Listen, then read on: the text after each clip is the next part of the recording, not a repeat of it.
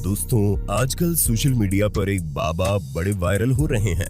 बागेश्वर धाम, ये उस जगह का नाम नहीं जहाँ ये बाबा जी विराजते हैं। इन बाबा जी ने अपना नाम ही बागेश्वर धाम रख लिया है।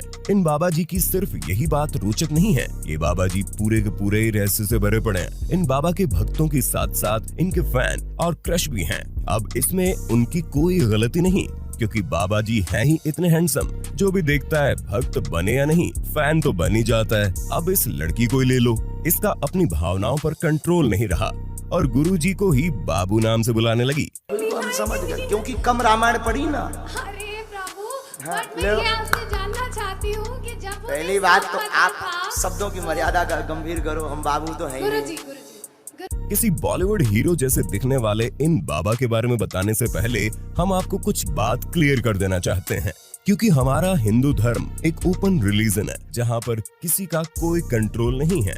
यहाँ कोई भी अपनी मर्जी से बाबा बन सकता है, इसके लिए कोई सर्टिफिकेट नहीं लगता और ये एक अच्छी चीज भी है। लेकिन इसी अच्छी चीज का फायदा उठाते हैं आजकल के मॉडर्न बाबा लोग। अब ये बाबा जी रियल है या नहीं, ये तो हम आपको नहीं बता सकते, लेकिन हम आपको बता सकते हैं इनकी असल जिंदगी की कहानी, जिसे सुनकर आप खुद ही आइडिया लगा लेंगे ये सच्चे हैं या झूठे। बाबा जी का असली नाम धीरेन्द्र कृष्ण शास्त्री है और ये मध्य प्रदेश के रहने वाले हैं। और जिस बागेश्वर धाम सरकार की ये बात करते हैं, वो मध्य प्रदेश के छतरपुर जिले के गंज कस्बे में बालाजी का एक पुराना मंदिर है, जिसमें इन बाबा जी की फैमिली 3 पीढ़ियों से पूजा कर रही है। कहा जाता है कि धीरेन्द्र जी के दादाजी भगवान दास गर्ग, जिन्हें लोग बाबा जी श्री सेतु लाल के नाम से भी जानते थे, एक दिव्य संत हुआ करते थे जो निर्मोही अखाड़े से जुड़े हुए थे। वो इसी बालाजी धाम के पास इन बाबा जी की तरह ही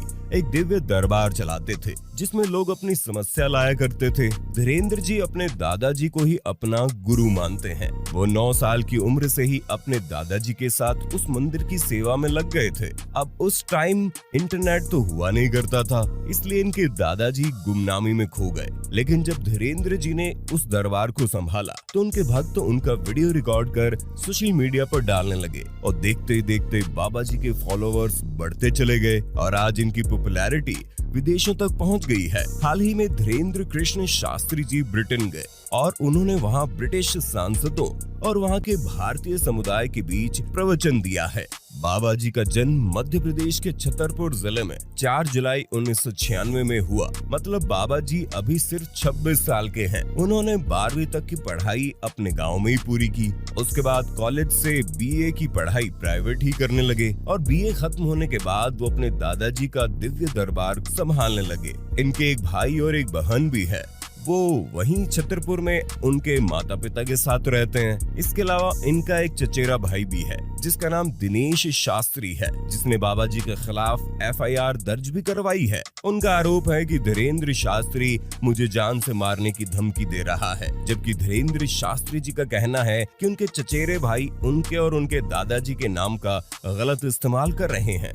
बागेश्वर धाम में मंगलवार को भक्तों की अर्जी लगती है। अर्जी लगने के बाद लोग लाल कपड़े में नारियल बांधकर अपनी मनोकामना बोलकर उस नारियल को यहाँ एक स्थान पर बांध देते हैं और मंदिर की राम नाम जपते हुए 21 परिक्रमा लगाते हैं। यहाँ पर आपको लाखों की संख्या में नारियल बंधे हुए मिल जाएंगे। मंदिर के पास ही गुरुजी का दरबार लगता है, जहाँ हजारों लोग अपनी समस्याएं लेकर आते हैं। उन हजारों लोगों में से धीरेन्द्र शास्त्री किसी का भी नाम लेकर उन्हें बुलाते हैं। वो व्यक्ति जब तक उनके पास पहुँचता है, तब तक शास्त्री जी एक पर्चे पर उस व्यक्ति के नाम पते सहित उसकी समस्या लिख लेते हैं और उसी में उसका समाधान भी लिख देते हैं। लोग आश्चर्य करते हैं कि ये व्यक्ति किस तरह दूर दूर से आए अनजान लोगों को उनके नाम से बुलाता है और कहता है, आओ तुम्हारी अर्जी लगी है।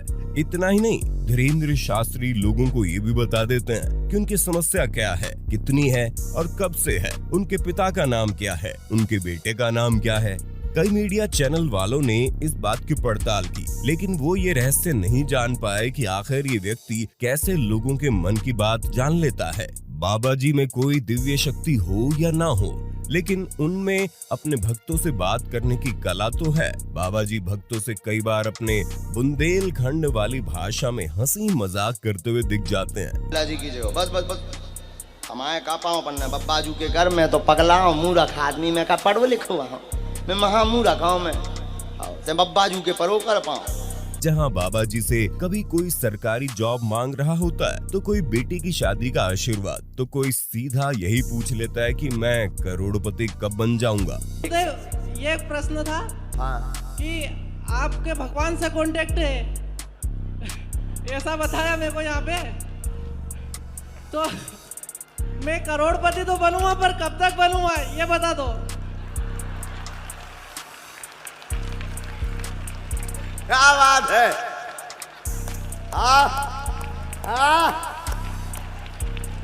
सर कहाँ से हो आप? मैं देवास जिले से। What's your name? Dheeraj Patidar. Dheeraj Patidar sir. सुन लिया।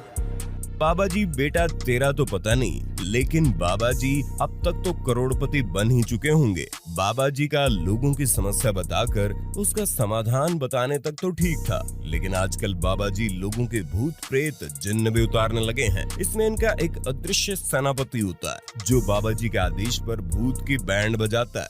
अब ये सब देख के हम तो यही कहेंगे, बाबा जी कभी कभी अपनी भाषा पर अपना कंट्रोल भी खो बैठते हैं। परिचय दे इसको, जरा सर में मारो सेनापति, सर में मारो इसके।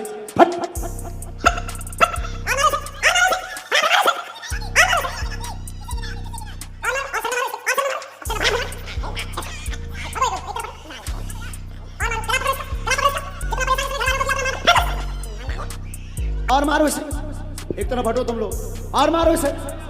बाबा जी की पॉपुलैरिटी आजकल इतनी बढ़ गई है कि ये अपने मध्य प्रदेश के अलावा दूसरे शहरों में भी दिव्य दरबार लगाने लगे हैं। इस पर उनका कहना है कि मध्य प्रदेश आकर लाखों लोगों का पर्चा भरना संभव नहीं हो पाता, इसलिए हम खुद ही लोगों के पास जाकर उनके शहर में दरबार लगा लेते हैं ताकि लोगों को सुविधा हो। हमारा ये दरबार एकदम निशुल्क होता है, इसमें किसी भी तरह से कोई पैसा नहीं लिया जाता और मंदिर में राम कथा से हमें जो पैसा मिलता है हम उसे गरीब बेटियों की शिक्षा और शादी पर खर्च करते हैं। ये बात तो सच है कि बागेश्वर धाम में टाइम टाइम पर गरीब लड़कियों की शादी के लिए सामूहिक विवाह सम्मेलन आयोजित करवाए जाते हैं। इसके अलावा बागेश्वर धाम में ओल्ड एज होम भी बनाया गया है, जहां पर ऐसे वृद्ध लोग जिन्हें उनके बच्चे बूढ़े होने के बाद छोड़ देते हैं, उनके लिए फ्री में रहने की व्यवस्था की गई है। अभी बागेश्वर धाम की तरफ से निशुल्क हॉस्पिटल बनाने का संकल्प लिया गया है। अब ये बाबा जी चाहे सच्चे हो या झूठे, लेकिन इनके भक्तों की आस्था तो सच्ची ही लगती है। इसीलिए तो लाखों लोग इनके दरबार में दूर दूर से अपनी समस्या का समाधान पूछने आते हैं। पर एक बात तो पक्की है, अगर ये बाबा कभी किसी कंट्रोवर्सी में पड़ गए तो इनका टिकट लंबा कटना तय है। दोस्तों, इन सब सोशल मीडिया वाले बाबाओं के बीच हमें ये नहीं भूलना चाहिए कि हमारे सनातन हिंदू धर्म में लाखों ऐसे बाबा भी है जो इस इंटरनेट और सोशल मीडिया की जिंदगी से दूर अपनी सच्ची साधना और तपस्या कर रहे हैं, जिनका हमें पूरा सम्मान करना चाहिए। दोस्तों, इस बागेश्वर धाम वाले बाबा के बारे में आपका क्या कहना है? आप अपने विचार हमें कमेंट करके जरूर बताएं। और अगर आप इनके दरबार में कभी गए हो तो अपना एक्सपीरियंस हमसे जरूर शेयर करें। वीडियो अच्छा लगा हो तो वीडियो को लाइक करें और आगे आने वाले वीडियोस देखने के लिए चैनल को सब्सक्राइब कर लें। फिर मिलेंगे एक नई वीडियो के साथ। धन्यवाद।